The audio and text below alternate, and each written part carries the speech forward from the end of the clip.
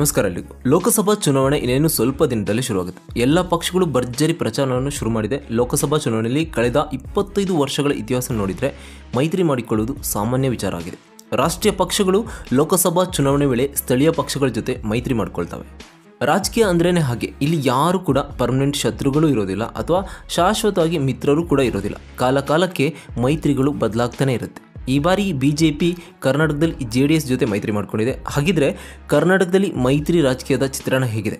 ಮೈತ್ರಿ ಮಾಡಿಕೊಂಡಾಗ ಲೋಕಸಭಾ ಚುನಾವಣೆಯಲ್ಲಿ ಎಷ್ಟು ಮಟ್ಟಿಗೆ ಸ್ಥಾನಗಳನ್ನ ಗೆದ್ದಿದೆ ಎಲ್ಲದನ್ನು ಕೂಡ ಈ ವಿಡಿಯೋದಲ್ಲಿ ನೋಡ್ತಾ ಹೋಗೋಣ. ಅದಕ್ಕಿಂತ ಮುಂಚೆ ಯಾರೆಲ್ಲ ನಮ್ಮ ಚಾನಲ್ನ ಸಬ್ಸ್ಕ್ರೈಬ್ ಮಾಡಿಲ್ಲ ಅಂತಂದರೆ ಈ ಕೂಡಲೇ ಸಬ್ಸ್ಕ್ರೈಬ್ ಮಾಡಿ. ಮೈತ್ರಿಗೆ ಮತದಾರ ಜೈ.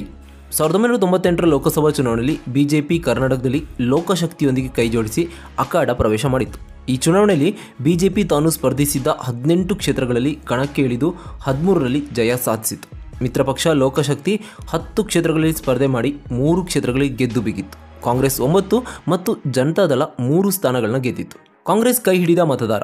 ಇದಾದ ಒಂದೇ ವರ್ಷದಲ್ಲಿ ಮತ್ತೊಮ್ಮೆ ಲೋಕಸಭಾ ಚುನಾವಣೆಗಳು ನಡೆದವು. ಆಗ ಬಿಜೆಪಿ ಜನತಾದಳದೊಂದಿಗೆ ಕೈ ಜೋಡಿಸಿ ಅಖಾಡ ಪ್ರವೇಶ ಮಾಡಿತ್ತು. ಬಿಜೆಪಿ 19, ಜನತಾದಳ 9 ಸ್ಥಾನಗಳಲ್ಲಿ ಕಣಕ್ಕೆ ಇಳಿದಿತ್ತು.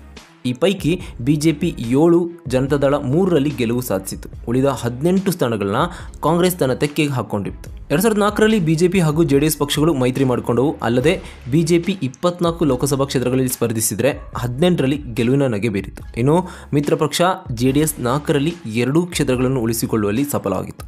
ಏಕಾಂಗಿಯಾಗಿ ಸ್ಪರ್ಧಿಸಿದ್ದ ಕಾಂಗ್ರೆಸ್ 8 ಸ್ಥಾನವನ್ನು ಮಾತ್ರ ಗೆದ್ದುಕೊಂಡಿತು. 2 ಬಾರಿ 3 ಪಕ್ಷಗಳ ಸ್ಪರ್ಧೆ.